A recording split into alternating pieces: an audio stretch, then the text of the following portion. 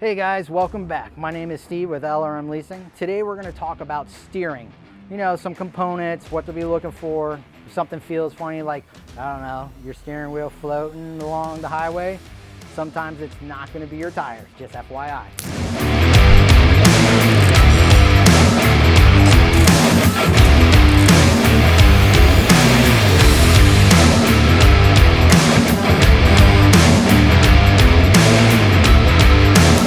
So what we're going to do is we're going to go over some components, some things that you guys can do yourself to check. We're going to show you how to pull and tug on a few things. Don't get overly excited, but it's for your truck, not for you. So what we want to do is figure out if the component's bad and see if you need to get repaired. Believe it or not, some of the stuff you can probably do at home, just a few basic tools. And then after you're done replacing something, you may have to do an alignment. You would know more once you install the part and then take it for a test drive. If you do end up replacing the tie rod assembly, which goes from one wheel to the next, you would need to do an alignment because you want to make sure your toe is good so it's not towed out too far or towed in. That you would need to do an alignment. But you know, your drag link, your pitman arm, you could probably get away by just replacing those parts or even the steering gearbox. And the steering gearbox, I can't say you can't incorrectly install it, but I'm going to show you how to properly install it. Also, some noises that you may hear, we could talk about a little bit more of that, all right? So let's dive into a few things. So right here, Freightliner Cascadia, right? First thing we need to do is determine the size of the steering wheel. Once you determine the size of the steering wheel, it'll tell you how much play you should have in the steering wheel. So truck will be running, and you're gonna stick your head out the window, and you're gonna turn the steering wheel. Once it starts turning, you see this wheel move at any time. All right, and it's within 2 inches, especially I think on, don't quote me, but on the 18-inch steering wheel, you have about 2 inches of free play. So if you have that, you're good there, all right? Moving on to the next part, your steering shaft, right? It goes from the gearbox through the front wall. What you wanna do is grab a rag, unless you wanna go dirty, put your hand on it, and you wanna just move it up and down, right? Make sure there's no play, right? And then the other thing is, it might be hard to determine if the shaft's going in and out, but a good indication is if the steering's really hard or you hear a little hard hitting, sometimes this here will seize up, and that will, because it's not allowing the shaft to go in and out, will cause a little hard steering. And I would check this out. All you have to do is remove one bolt, pull it off, and just make sure it goes in and out. If it does, then you know that's not the problem. And then also make sure you don't have play here, because if you have quite a bit of play, your steering is going to be more than 2 inches and you're not going to like it. We have the reservoir tank. I've noticed that a lot of drivers don't know that there's a filter underneath here.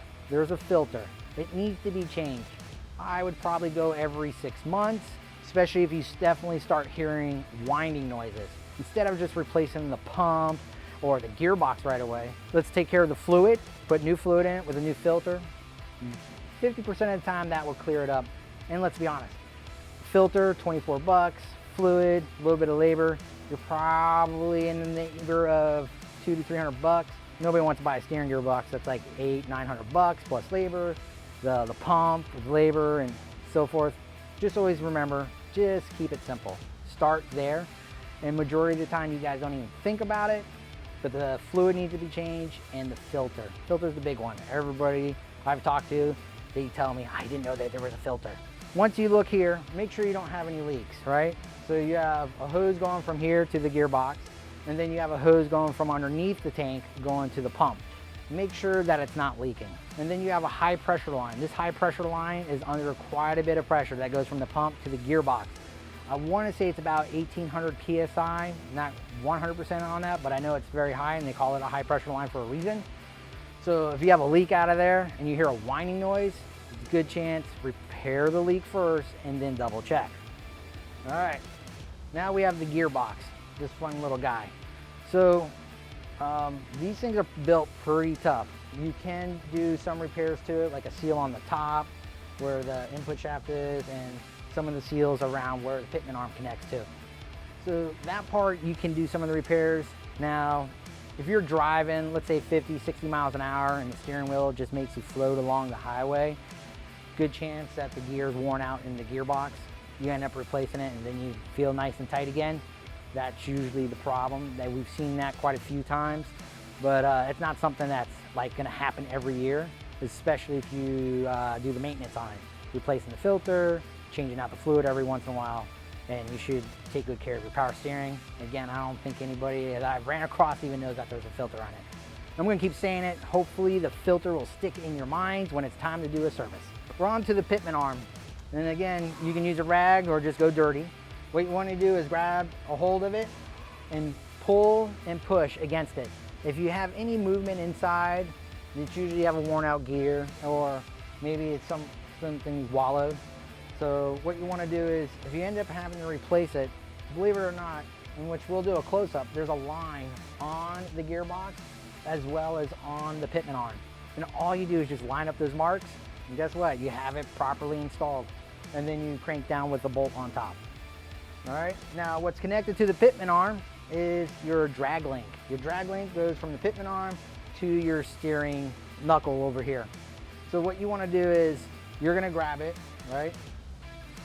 And what you want to do is try to rock it back and forth. You want to turn it just like this, move it like this. If it has any movement, you know, you're not trying to do Hulk, but move it ever so gently or just a little bit of force and it moves, you need to replace the drag link.